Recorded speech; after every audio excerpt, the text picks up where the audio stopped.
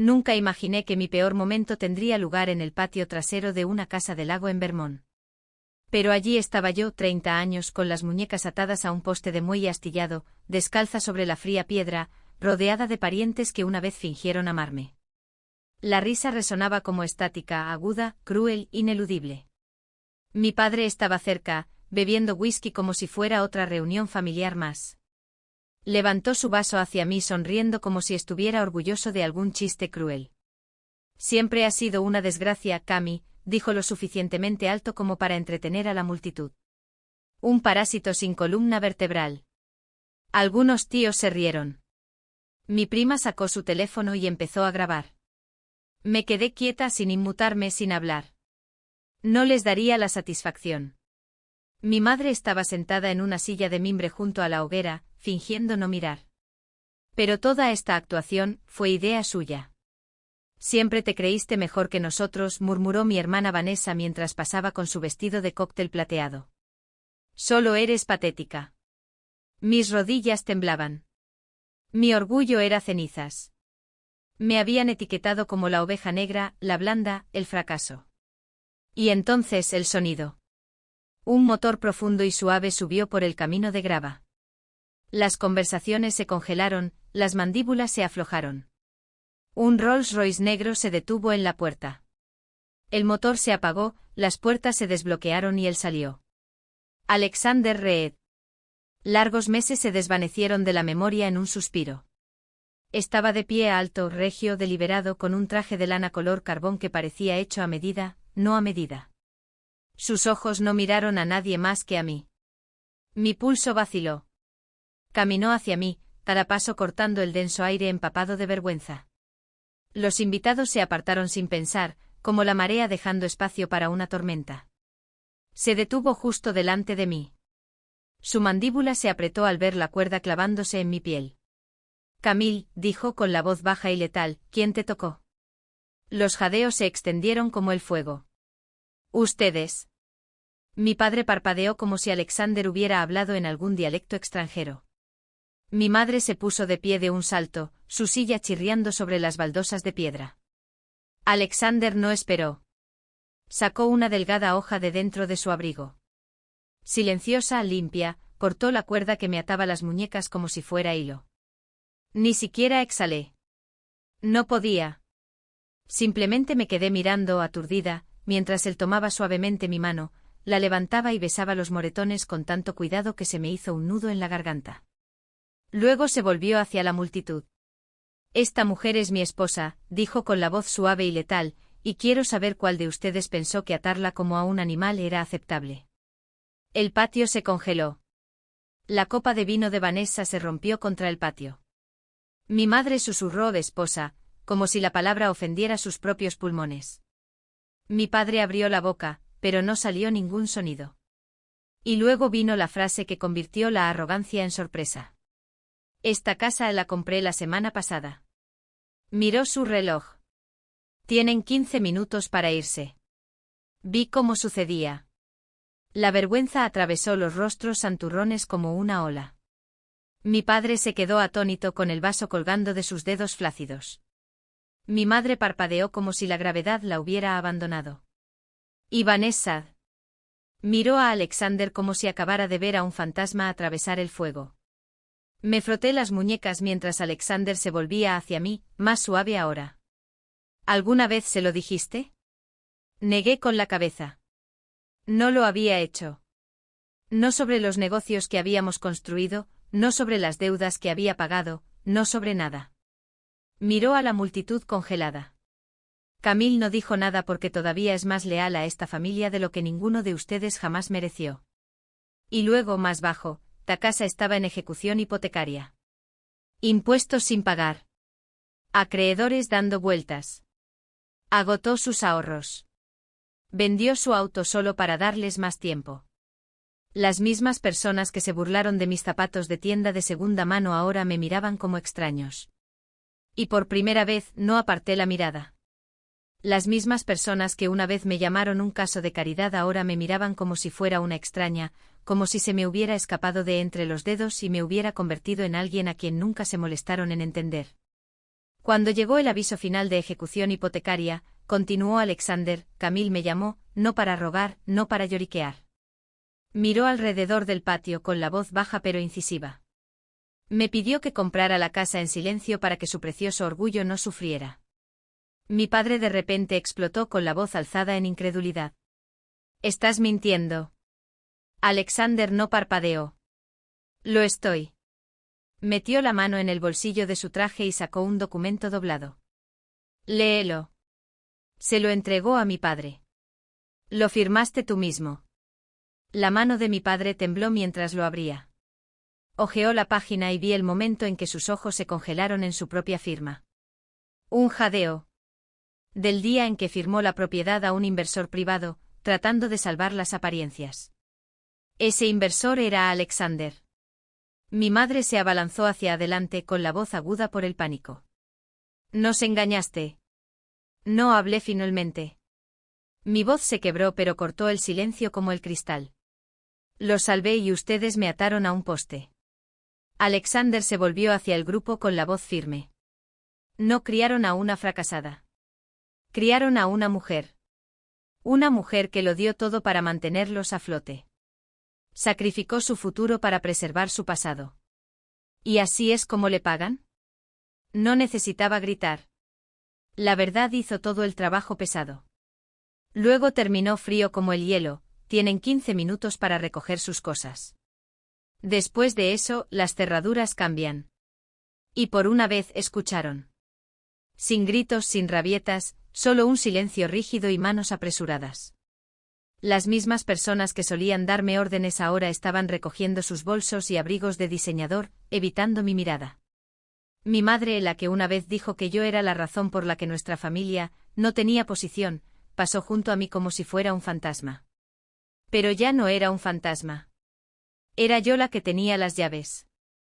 Nunca llegó a vivir sus sueños. Ni siquiera pudo mirarme a los ojos. Vanessa, mi hermana, la que se burló de mi ropa, mi naturaleza tranquila, mi pequeño e insignificante trabajo, intentó pasar junto a mí como si no existiera. Pero Alexander no iba a dejar que fingiera. Se interpuso directamente en su camino. «Vanessa», dijo con voz uniforme, «discúlpate». Ella parpadeó como si la palabra no tuviera sentido. «¿Disculpa?» Él no alzó la voz. No se inmutó. Simplemente repitió, «discúlpate». «¿La filmaste?»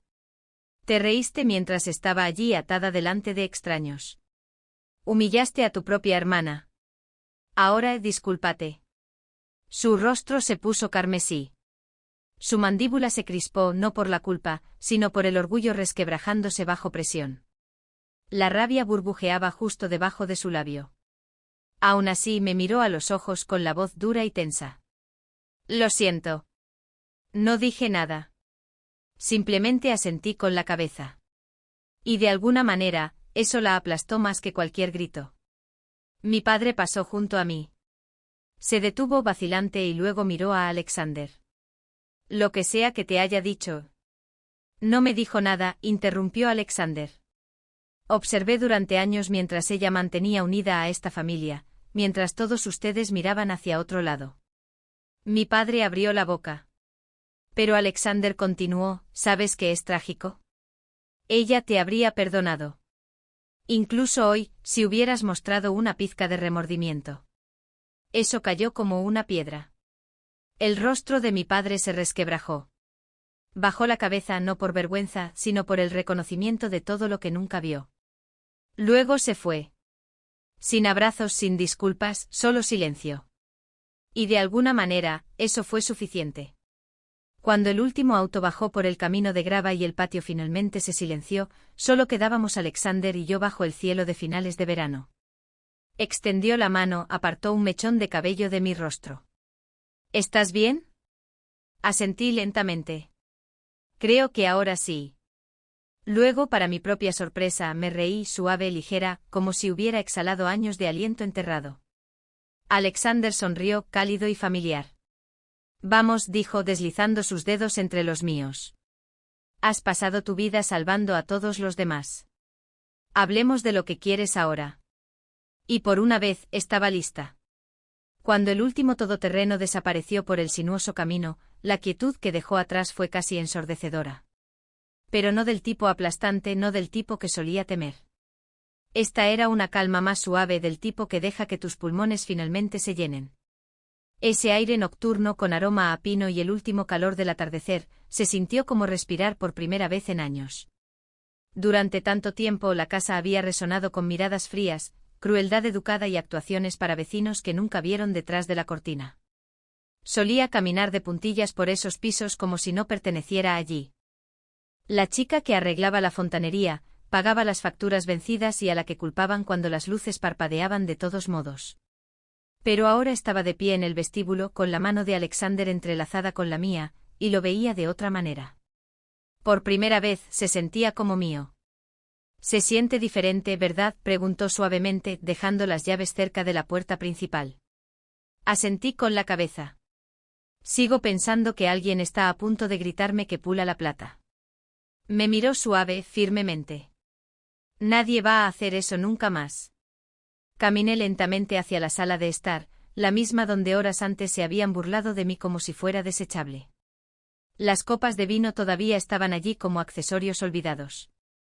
Platos de pastel abandonados cubrían la mesa como las secuelas de una celebración escénica que se había agriado.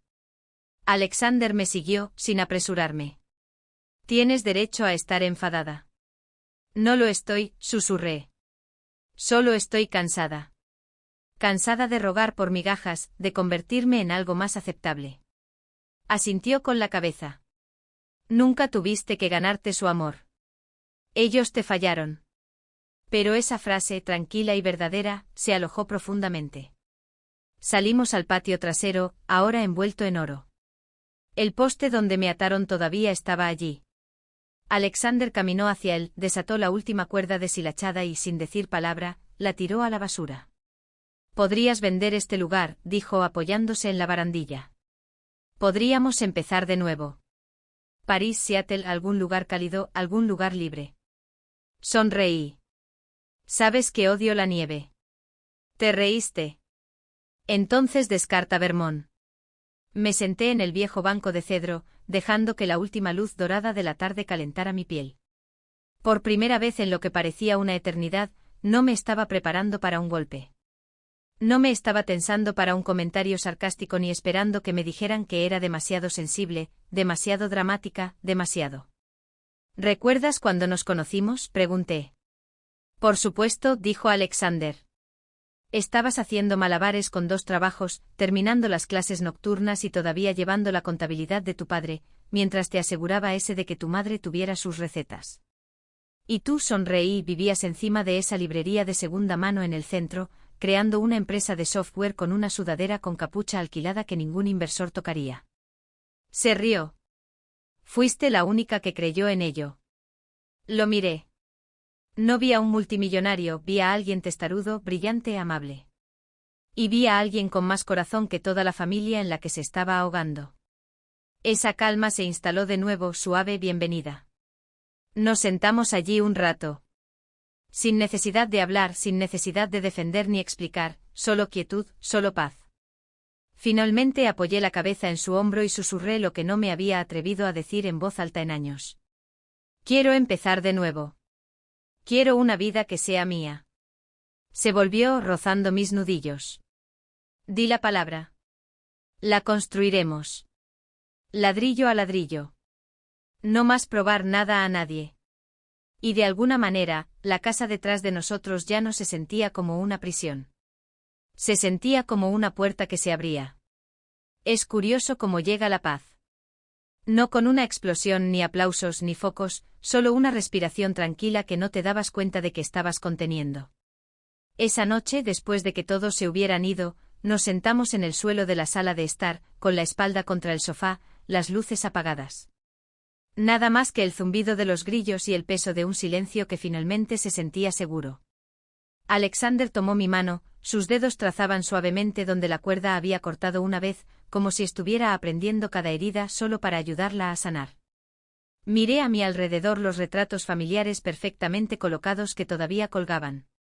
Caminé hacia uno, lo bajé, lo di la vuelta. «¿Quemarlo?», preguntó. Negué con la cabeza, dejándolo boca abajo sobre la mesa. Esa ya no soy yo. Porque la verdad es que pasé años tratando de encajar dentro de un marco que alguien más pintó. Interpretando a la hija hermosa, la hermana tranquila, el plan B. Me llamaron dramática cuando me defendí, egoísta cuando establecí límites e invisible cuando tuve éxito sin su permiso. Pero ahora no necesitaba permiso ni su aprobación. A la mañana siguiente me desperté en mi propia cama, la luz del sol se filtraba a través de las ventanas abiertas y el limpio aroma a pino empapado de lluvia entraba flotando. El aire era diferente. La casa se sentía como si finalmente hubiera exhalado después de años de contener la tensión en sus paredes. Alexander ya había hecho café. Me entregó una taza como si fuera instinto, como si este fuera nuestro ritmo ahora.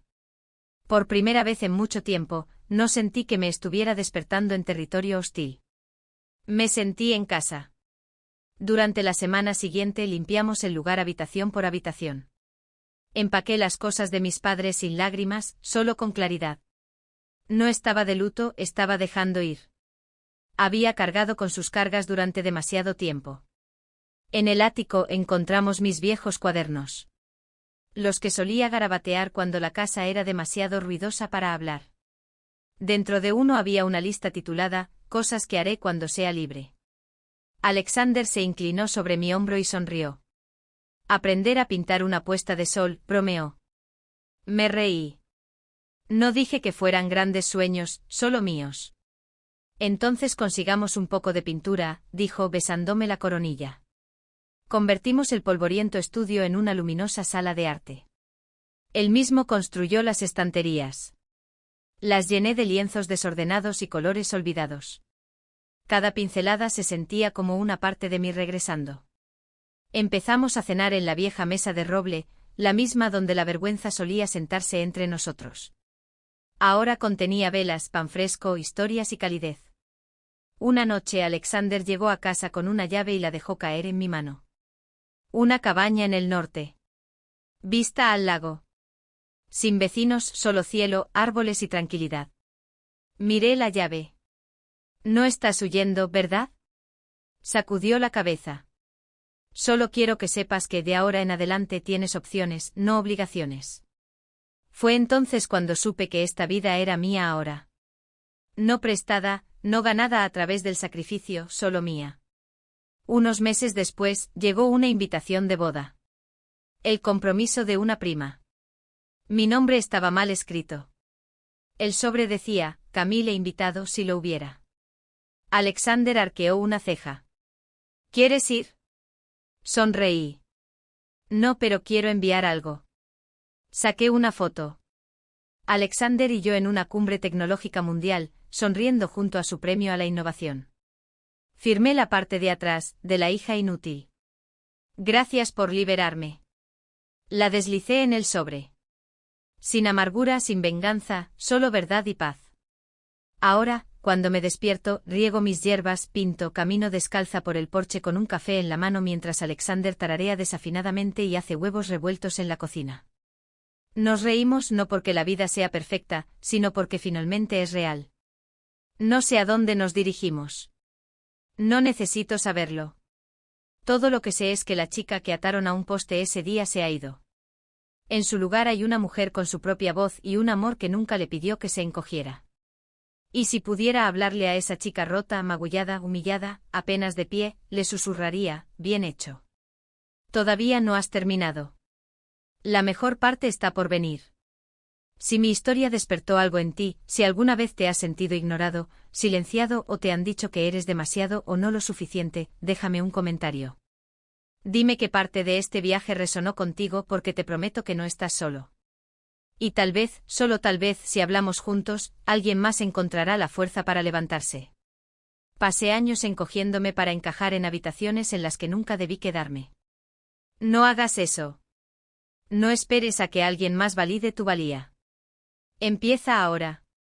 Construye tu versión de la paz, ladrillo a ladrillo, palabra por palabra, color a color. Si crees en las segundas oportunidades, en la fuerza tranquila y en convertirte en el héroe de tu propia historia, entonces me encantaría que formaras parte de esta comunidad. Dale a me gusta, comenta y suscríbete, porque la curación no ocurre en silencio, ni tampoco el próximo capítulo. Pasemos la página.